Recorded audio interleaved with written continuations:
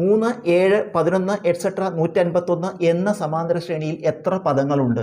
നമുക്കൊരു സമാന്തര ശ്രേണി തന്നിട്ടുണ്ട്. ഈ സമാന്തര ശ്രേണിയിൽ എത്ര പദങ്ങളുണ്ട്? അതായത് പദങ്ങളുടെ എണ്ണം കാണണം. പദങ്ങളുടെ എണ്ണം അഥവാ n കാണാൻ സൂത്രവാക്യം അവസാന പദം മൈനസ് ആദ്യ പദം ബൈ പൊതുവ്യത്യാസം പ്ലസ് 1. നമുക്കിതിൽ വില കൊടുക്കുക. അവസാന പദം, ഇതിൽ അവസാന പദം 151 മൈനസ് ആദ്യ പദം 3 ബൈ പൊതുവ്യത്യാസം കാണാൻ പറഞ്ഞാൽ രണ്ടാം പദത്തിൽ നിന്ന് ഒന്നാമത്തെ പദം കുറയ്ക്കുക, അല്ലെങ്കിൽ മൂന്നാമത്തെ പദത്തിൽ നിന്ന് രണ്ടാമത്തെ പദം കുറയ്ക്കുക. ഏതെങ്കിലും ഒരു പദം എടുത്തിട്ട് അതിന് തൊട്ട് ഇടതുവശത്തെ പദം കുറയ്ക്കുക. അപ്പോൾ 7 നിന്ന് 3 കുറച്ചാൽ 4 ആണ്, 11 നിന്ന് 7 കുറച്ചാൽ 4 ആണ്. അപ്പോൾ പൊതുവ്യത്യാസം 4. പിന്നെ സൂത്രവാക്യത്തിൽ പ്ലസ് 1. 151 നിന്ന് 3 കുറച്ചാൽ 148 ബൈ 4 പ്ലസ് 1. ഇത് ഹരിക്കുമ്പോൾ നമുക്ക് 37 എന്ന് വരും. പ്ലസ് 1 38. അതായത് ഈ സമാന്തര ശ്രേണിയിൽ 38 പദങ്ങളാണ് ഉള്ളത്.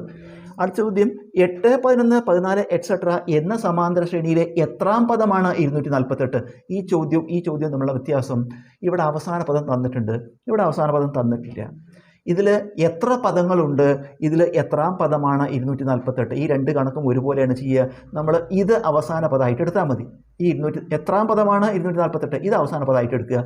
എന്നിട്ട് വീണ്ടും പദങ്ങളുടെ എണ്ണം കാണുക. പദങ്ങളുടെ എണ്ണം n സമം അവസാന പദം മൈനസ് ആദ്യ പദം ബൈ പൊതുവ്യത്യാസം പ്ലസ് 1 വില കൊടുക്കുക. അവസാന പദം ഇതെടുക്കുക, 248 മൈനസ് ആദ്യ പദം 8 ബൈ പൊതുവ്യത്യാസം 11 നിന്ന് 8 കുറച്ചാൽ 3 ആണ്, 14 നിന്ന് 11 കുറച്ചാലും 3 ആണ്. 3 പ്ലസ് സൂത്രവാക്യത്തിൽ 1. 248 8 കുറച്ചാൽ 240 ബൈ 3 പ്ലസ് 1. 240 ബൈ 3 ഹരിച്ചാൽ 80 വരും. പ്ലസ് 1 സമം 81.